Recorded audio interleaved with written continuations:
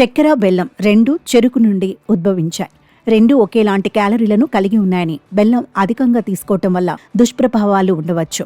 బెల్లం గ్లైసెమిక్ సూచిక 84.4. బెల్లం తినాలనుకుంటే రోజుకు 1-2 స్పూన్లు మాత్రమే తీసుకోవాలి. ఇది డయాబెటిక్ వ్యక్తి గరిష్టంగా తీసుకోవచ్చు. చక్కెర, బెల్లం శరీరంపై ఒకే విధమైన ప్రభావాలను చూపుతాయని వైద్యులు అంటున్నారు. బెల్లం అనేది చెరుకు నుండి నేరుగా తయారయ్యే సహజ తీపి పదార్థం. దీని రంగు పసుపు లేదా గోధుమ రంగులో ఉంటుంది. చక్కెర కూడా చెరుకు నుండి వస్తుంది, కానీ ఇది అనేక ప్రాసెసింగ్ ప్రక్రియలకు లోనవుతుంది. ఇది తెల్ల చక్కెరగా మారుతుంది. చక్కెరతో చేసిన పదార్థాలను లేదా నేరుగా చక్కెరను తిన్నప్పుడు అవి వెంటనే జీర్ణమవుతాయి.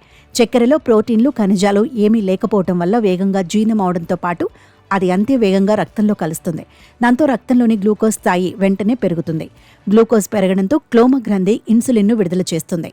రక్తంలో పెరుగుతున్న గ్లూకోజ్ను తీసుకోవాలంటూ కణాలకు ఇన్సులిన్ చెబుతుంది. చాక్లెట్లు వంటివి తిన్నప్పుడు కాస్త ఎనర్జెటిక్గా అనిపించడానికి కారణం అదే.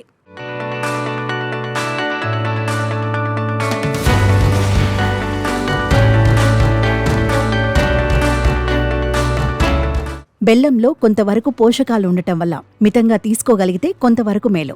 చక్కెరను ఏ రూపంలో తీసుకున్నా శరీరానికి కలిగే లాభం ఏమీ లేదు. చక్కెర బదులు బెల్లం, తేనె లాంటివి తీసుకున్నా అవి కూడా అలవాటుగా మారిపోయే ప్రమాదం ఉంది.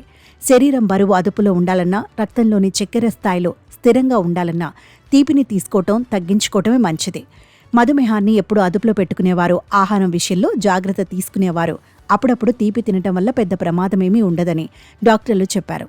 బెల్లం, చక్కెర, తేనె వీటిలో ఏదైనా రోజుకో 20-36 గ్రాములకు మించి తినకూడదని అమెరికన్ హార్ట్ అసోసియేషన్ చెబుతోంది. రోజు తీసుకునే క్యాలరీలలో తీపి వాటా 5% కంటే తక్కువగా ఉండాలని ప్రపంచ ఆరోగ్య సంస్థ చెబుతోంది.